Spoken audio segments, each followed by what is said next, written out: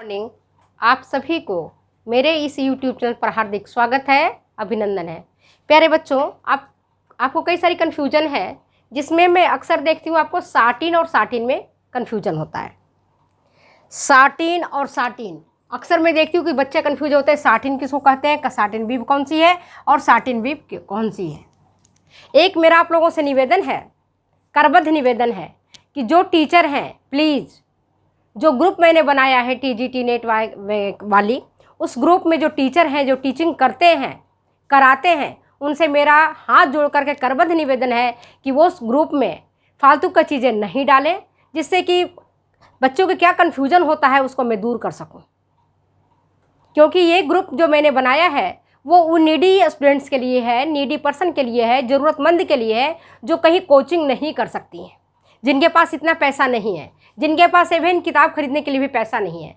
तो मेरा उद्देश्य ये है कि उन नीडी पर्सन को, वो ज़रूरतमंद विद्यार्थी को मैं अपनी बात पहुंचा सकूं, मैं अपनी बात कह सकूं। लेकिन जब उसमें बहुत सारे मैसेज आ जाते हैं, बहुत सारे उसमें वीडियो आ जाते हैं, तो मैं भी देख नहीं पाती हूं, और होता क्या है, मैं भी कंफ्यूज हो जाती हूं।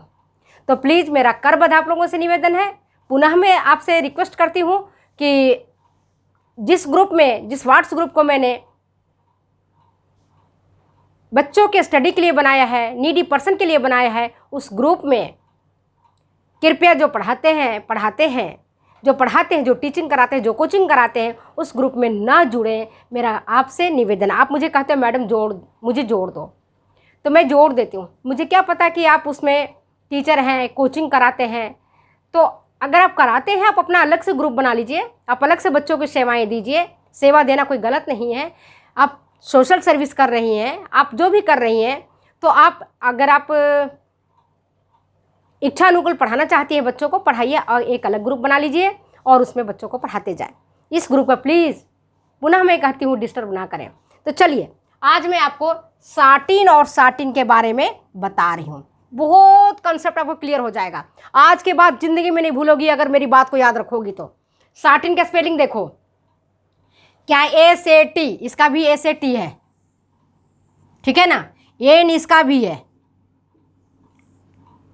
एन इसका भी है। अब क्या बचा, इसमें है आई अलग और इसमें है डबल ई। खाली साटिन के स्पेलिंग अगर तुमको याद रहेगा तो आप सब सही कर लोगी। और एग्जामिनेशन में कई बार ऐसे लिख देते हैं साटिन, है ना, कई बार इसको लिखते हैं सैटिन, कई बार लिखते हैं साटिन। वो डिपेंड करता है कि आपको पेपर सेटर ने किस तरह का लैंग्वेज का यूज किया है ना। तो मैं उस पर नहीं जाऊंगी, मैं केवल अंग्रेजी वाला, केवल जो अंग्रेजी के अक्षर हैं उस अंग्रेजी के अक्षर पर आप ध्यान दो। अगर आपने अंग्रेजी के अक्षर को ध्यान दिया, मैं आज के बाद गारंटी के साथ कहती हूँ, इस ट्रिक को अगर आपने माइंड में रख लिया, भूलोगी नहीं।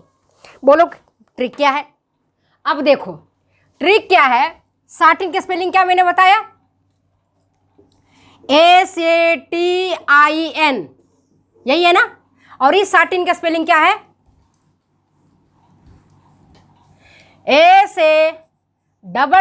SATEE और N। इस ई से और इस आई से आपको पूरा फंडामेंटल क्लियर हो जाएगा।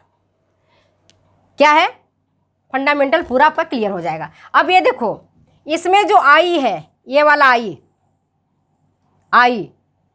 और आई पर है एक छोटा सा बिंदी, स्मॉल आई से लिखते हैं ना, हाँ या नहीं बोलो, लिखते हैं कि नहीं लिखते हैं, ऐसे लिखते हैं।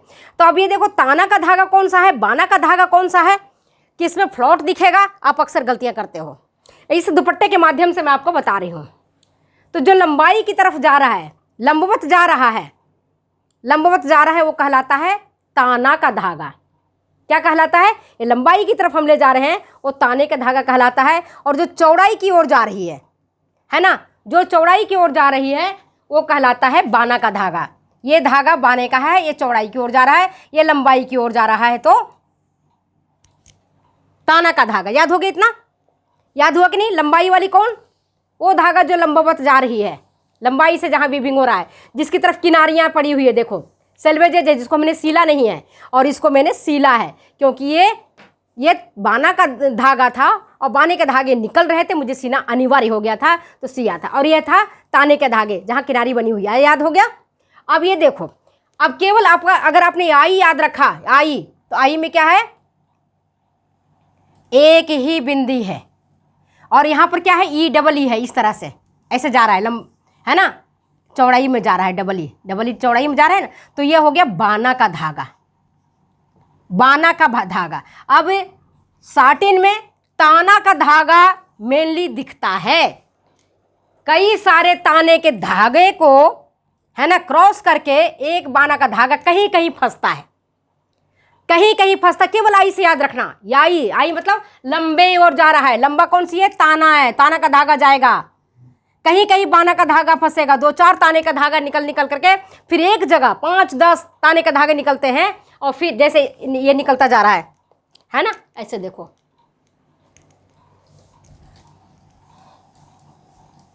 थोड़ा तुम लोग देखोगे नहीं, समझोगे, सब याद हो जाएगा बेटा रे। ये देखो, ये ताना का धागा, ये ताना का धागा, ये ताना का धागा, ये ताना का धागा, ये ताने का धागा, ये ताने का धागा, ये ताने का धागा, ये ताने का धागा, और बीच बीच में बाने का धागा कहीं कहीं फंसता है, कहीं कहीं जब बुनाई करते हैं तो एक तरफ होता है लंबा ताने का धागा और एक तरफ होता है बाने का धागा। केवल ताना से न तो कपड़ा बनेगा, न केवल बाना से कपड़ा बुनेगा। कपड़ा बनने के लिए क्या चाहिए, ताने और बाने के धागे को क्रॉस करना पड़ेगा,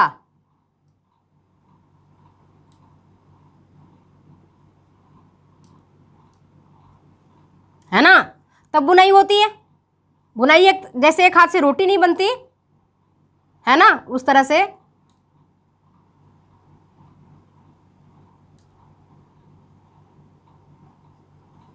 है ना, ये वीविंग है, सामान्य सी बुनाई है, सामान्य बुनाई है जिसमें एक ताना का धागा एक बाने के धागे से निकल रहा है, मतलब एक ताने का धागा जा रहा है और एक बाने का धागा जल रहा है और देखो बुनाई हो रही है। सिंपल है, सामान्य बुनाई, साधारण बुनावट जिसको कहते हैं। अब साटिन बुनाई में हमको केवल अगर आई याद हो गया तो आई कौन सा है, आई में छोटा आई याद रखना, आई में एक डंडा है और ऊपर से एक बिंदी है, तो जो लंबा डंडा है वो होता है ताना का धागा और जो छोटा बिंदी है वो होता है बाना का धागा। ठीक है, तो इसमें क्या देखा हमने कि ताने के धागे मुख्य रूप से इसमें दिखाई पड़ते हैं। फ्लोट किसकी दिखाई पड़ती है इसमें जो फ्लोट दिखाई पड़ती है वो ताने के धागे की फ्लोट दिखाई पड़ती है। और जब फेरोगे इस तरह से, अगर हम कपड़ा को फेरते हैं तो हमारा हाथ ताने की तरफ फिसलता हुआ दिखाई पड़ता है, अगर फेरेंगे तो इस तरह से जाएगा, ये ताने के धागे में इस तरह से हमारा जाएगा। ठीक है, समझ गए बात को, याद आ गई आपको। मैंने क्या कहा, ताने के धागे आई से याद रखना और डबल ई से याद रखना बाना का धागा। देखो चौड़ाई में जा रहा है ना, ये चौड़ाई में जा रहा है और आई लंबाई में जा रहा है, तो ताने के धागे इसमें मुख्य रूप से दिखाई पड़ते हैं। और इसकी जो सतह होती है चिकनी और चमकदार होती है। साटिन की भी चिकनी और चमकदार होती है और इस साटिन की भी चिकनी और चमकदार होती है। सतह तो दोनों की ही चिकनी और चमकदार होती है। इसके बाद इसमें क्या होता है कि ताने के कई धागे को लांघ करके, जैसे है ना, एक ताना का धागा लांघा, दूसरा धागा, तीसरा धागा लांघा और फिर यहाँ करके एक बाना का धागा फंसता है। इसी तरह से यहाँ पर एक ताना का धागा, दो ताना का धागा, 3 धागा, 4 धागा यहाँ पर ला करके फिर एक बाने का धागा फंसता है। तो कहीं कहीं धागे फंसते हैं, हर जगह धागा नहीं फंसता है। हर जगह ताने के धागे में बाने का धागा नहीं फंसता है। 3-4 ताना का धागा उछालता है, फिर एक बाना का धागा उसमें जाके मिलता है और इस तरह से कपड़ा बनता है। तो जहाँ पर आपको 3-4 इस तरह से लांघते हुए जा रहा है ना, बाने के धागे को, और यहाँ जाके फंसता है, तो देखो ये सतह ऐसी ऑटोमेटिक चिकना हो जाएगा। कैसा हो जाएगा, सतह चिकना और चमकदार हो जाएगा। ये इसके लिए भी है और ये बाने वाले के लिए भी, क्योंकि बाना में क्या होता है, इसका ठीक उल्टा होता है ना। बाने के धागा को कई सारे लांघ करके ताना का धागा निकलता है। ये साटिन के केस में होता है, ई के केस में, डबल ई के केस में ये है बाना का धागा, ये है ताना का धागा। याद हो गया होगा। फिर ताने के अनेक धागों को लांघकर बाना का धागा निकलता है। मैंने पहले बताया ताने के लंबे लंबे फ्लॉट दिखाई पड़ते हैं लंबे लंबे फ्लॉट होते, कहीं कहीं जहाँ कहीं फंसाना होता है, क्योंकि बुनाई करने के लिए फंसानी होती है, तो कहीं कहीं बाने के धागों को फंसाया जाता है। तो इस तरह से जो साटिन का स्टिच होता है, वीव होता है, सॉरी साटिन वीव होता है, जिसमें TIN है ना। तो ये वाली साटिन जो TIN वाली होती है, इसमें ताने के धागे मुख्य रूप से दिखाई पड़ते हैं। अब इसमें कमी क्या है, दोनों की कमियां। जो ज़्यादा चिकना चमकदार होगा, तो जैसे ही तुम कपड़ा पहनोगी या कपड़ा धोओगी, कपड़ा प्रेस करोगी, फंसेगा, क्योंकि कई सारे जो है बाने के धागे या ताने के धागे ऊपर की ओर रहते हैं। तो जहाँ कहीं भी फंसेगा तो यहाँ से कपड़ा फटेगा, मतलब निर्बल होता है, कमज़ोर होता है। मजबूत कौन होगा, ट्विल बुनाई वाला। साधारण बुनाई के भी उतना मजबूत नहीं होता, ट्विल बुनाई जो होता है वो ज़्यादा मजबूत होता है। अगले वीडियो में मैं आपको ट्विल बुनाई के बारे में बताऊंगी कि किस प्रकार से, कैसे ट्विल बुनाई वाला धागा मजबूत होता है ना। ट्विल बुनाई वाला जो वस्त्र होता है काफ़ी मजबूत होता है, और जो साटिन और साटिन बुनाई वाला होता है वो इतना मजबूत नहीं होता है। समझ गए बात को? तो साटिन वाले समझ में आ गया। ताने के धागे मुख्य रूप से दिखाई पड़ते हैं, सतह चिकनी और चमकदार होती है दोनों के केस में। इसमें ताने के अनेक धागों को लांघकर, ताने के अनेक धागों को लांघकर बाना के धागा ताने के लंबे लंबे फ्लॉट बनाते हैं, लंबा लंबा फ्लॉट बनता है, जिसके कारण ही साटिन के कपड़ा हो या साटिन का बुनाई वाला कपड़ा हो, दोनों ही चमकदार होते हैं। यही एक रीजन है और दूसरा कोई रीजन नहीं है। इसके बाद देखते हो ऊपरी सतह पर, है ना, ऊपरी सतह पर धागा बिल्कुल कम दिखाई पड़ता है, कहीं कहीं दिखाई पड़ता है, नहीं दिखाई पड़ता है वस्त्र की। और जो ये बाना होता है ना, ये कोशिश करते हैं वस्त्र को उल्टी तरफ से फेंके, ताकि आगे की तरफ बिल्कुल दिखाई ना पड़े। तो ये आज आपको मैंने आपको साटिन को याद करने का ट्रिक बताया है। अब मैं बताती हूँ आपको साटिन के बारे में।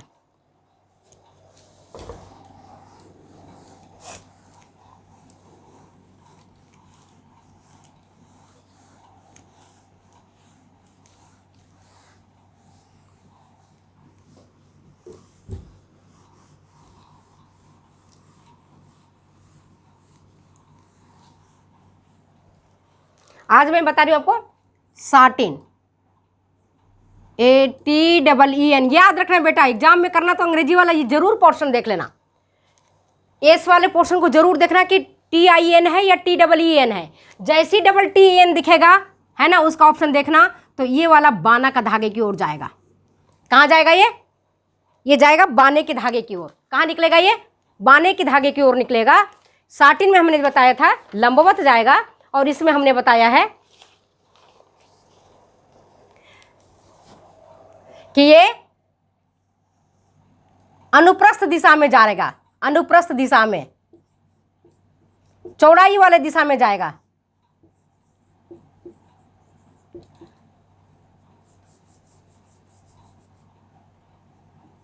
जिसको हम चौड़ाई कहेंगे, चौड़ाई की तरफ से। इतना तो आप जानती हो, सिलाई बहुत करती होगी लड़कियां, पेटीकोट काटती होंगी, ब्लाउज काटती होंगी, तो हम किसकी तरफ से लेते हैं, किनारी की तरफ से। किनारी मीन्स हम ताने की ओर से लेते हैं कपड़ा काटने के लिए, तभी उसकी फ्लॉटिंग अच्छी आती है, नहीं तो उसकी फ्लॉटिंग अच्छी नहीं आएगी।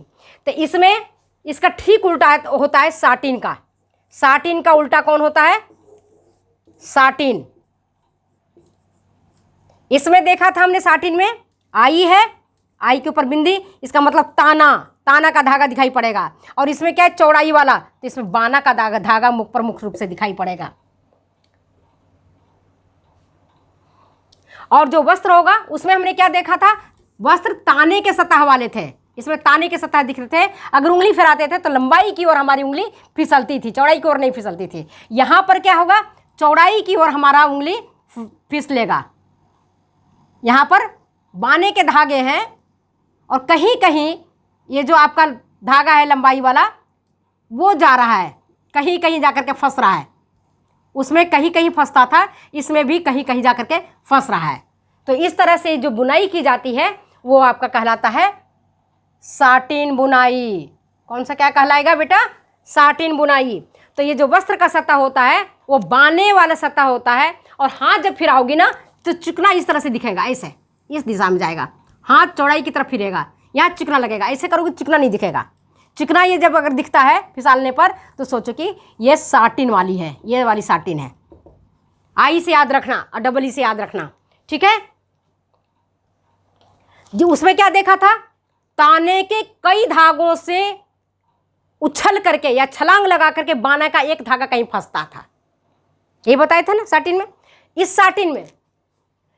इस साटिन में हम क्या देखते हैं कि बाना के कई धागे जाते हैं और ताना के एक धागा कहीं जा करके फंसता है। इसके कारण वस्त्र चिकना और चमकदार दिखाई पड़ता है। तो हमने दोनों के केस में वस्त्र चिकना और चमकदार दिखाई पड़ता है। दोनों के केस में हमने क्या देखा कि वस्त्र जो है वो चिकना और चमकदार होता है, दोनों केस में निर्बल होता है। क्योंकि जब भी आप कपड़ा गंदा होगा धोओगे या पहनने पर कपड़ा रगड़ खाता है, खोलने मरोड़ने सब में, तो इसकी मजबूती कम रहती है, ज़्यादा नहीं रहती है। उसमें क्या देखा था हमने साटिन वाले में, बाने के धागे छिपते हैं। साटिन वाले में किसका अच्छा धागा छिपता है, बाना का, जिसको हम कहते हैं वेफ्ट यार्न, है ना। और इस साटिन में ताने के धागे छिपते हैं। इस साटिन में किसका धागा छिपता है, ताने का धागा छिपता है। ताना का धागा कहीं एक जाकर के फंसता है, कहीं जाकर के, अल्टरनेट नहीं फंसता। 2 3 4 बाना का धागा होगा तो एक ताने का धागा एक दिया जाता है, वो भी उल्टी तरफ से, ताकि जो वस्त्र की सतह है बहुत सुंदर और चिकनी और चमकदार दिखे। तभी तो लोग खरीदेंगे, तभी तो लोग पैसे देंगे, ऐसे कैसे पैसे देंगे। और ऐसा वस्त्र जो होता है, खास करके जो भगवान के वस्त्र होते हैं ना, ये बनाए जाते हैं, भगवान के पहनने वाले वस्त्र।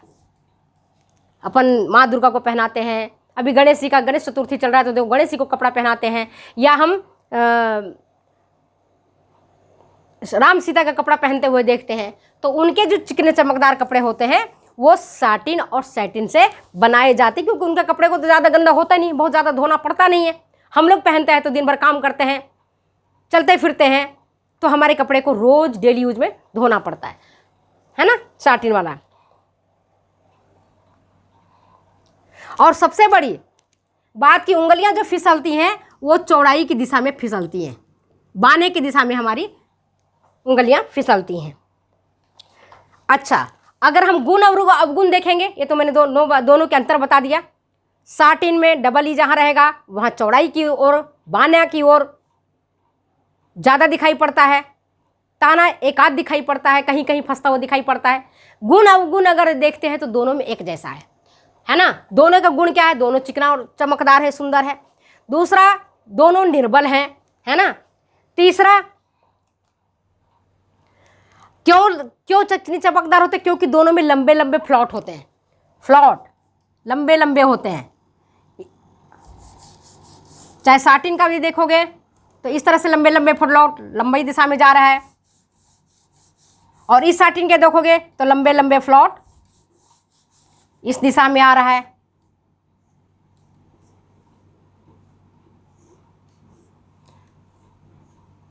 तो ये कहलाता है, जहां डबल ई होगा तो चौड़ाई में जा रहा है, जहां आई जा रहा है वो साटिन होगा। तो ये ताना कहलाएगा ताने की ओर, और ये कहलाएगा बाना की ओर। समझ गए। और टिकाऊ और कार्य क्षमता पहले बताया, भाई कम होगी, निर्बल होगा कपड़ा, कमजोर होगा कपड़ा। यह कपड़ा खास करके संध्याकालीन पार्टी वियर के लिए, भगवान के कपड़े पहनाने के लिए, जो पार्टी वियर होता है ना, रात में पहन के जाते हैं, शादी विवाह के अवसर पर कभी कभार पहनते हैं, जिसको बार बार धोने की जरूरत नहीं होती है, वैसे परिधान इस बुनाई से बनाए जाते हैं। परिधान पार्टी वियर होता है, क्योंकि डेली यूज में तो कपड़े को रोज ही धोना पड़ता है, सुखाना पड़ता है, प्रेस करना पड़ता है ना। तो इसके जो परिधान बनाए जाते हैं वो संध्याकालीन यूज के लिए किए जाते हैं, रात्रिकालीन यूज के लिए, जहाँ पर लाइट पड़ती है। रात में क्यों पहन के जाते हैं, विभिन्न प्रकार के जब लाइटें पड़ती हैं तो कपड़े पर चमक होता है, चिकना सतह होता है, तो ये क्या करता है, प्रकाश के जो प्रकाश पड़ता है उसको परावर्तित कर देता है, रिफ्लेक्ट कर देता है और चमक उत्पन्न करता है विभिन्न प्रकार के। और जब शादी ब्याह में जाते हो, पार्टी में होते हो, तो देखो रंग बिरंगे लाइटें होती हैं, है ना, पीली हरी पता नहीं कौन सी आजकल के रंगे की आती हैं। तो सब उनके ऊपर जब रंग पड़ता है तो कपड़ा बहुत ही सुंदर, अनोखा, है ना, अद्वितीय दिखता है। इस बुनाई वाला। और इसमें खास करके ये जो बनाए जाते हैं तो ऐसे धागे से बनाए जाते हैं जिसकी प्रकृति ही चमकदार होती है। अब बताओ कि कौन कौन से रेशा है जो चमकदार वाली है, बता सकते हो कोई? रेयॉन मैंने पढ़ाया था, ये अनुकल्प है आपका रेशम का, तो रेयन के धागा में चमक होता है। फिर रेशम के धागा में चमक होता है ही नहीं होता है? हाँ या नहीं बोलो, होता है ना? तो रेशम के धागा में चमक होता है। और इसमें भी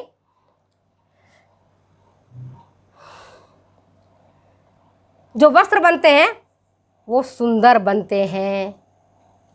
इसमें भी जो बुनाई की जाती है, satin cotton, satin twelve, satin crepe, satin georgette, इस तरह का इसमें यूज किया जाता है कपड़ों को बुनाई में। तो आज मैंने आपको साटिन और साटिन के जो मुख्य ट्रिक्स है याद करने का, उसके बारे में डिटेल्स बताया है। तो अगर ये वीडियो आपको अच्छी लगती है तो प्लीज़ शेयर करें, कमेंट करें, सब्सक्राइब करें। और याद रखें बेटा, मैंने पहले बताया था, ट्रिक से याद करोगे कभी नहीं भूलोगे।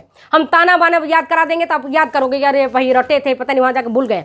लेकिन जैसे आई और डबल ई से याद करोगे ना, कभी नहीं भूलोगे। केवल ये आई, साटिन का स्पेलिंग आई, तो मतलब बाना का ये ताना का धागा जा रहा है लंबाई में। अब ताना से संबंधित जो चीज़ें हैं वो याद हो जाएगा। बाकी दोनों के गुण अवगुण तो एक जैसे ही है। जहाँ पर साटिन होगा यहाँ पर डबल ई जा रहा है, मतलब चौड़ाई में जा रहा है, तो यहाँ पर बाने का धागा ही मुख्य रूप से उभरता हुआ दिखाई पड़ेगा। तो खाली ट्रिक याद रखो, मैं कह रही हूँ ट्रिक से पढ़ोगे तो याद हो जाएगा। तो चलिए आज वीडियो कहीं समाप्त करती हूँ, फिर मिलते हैं अगले वीडियो में। तब तक दो जाने की इजाजत, बाय बाय।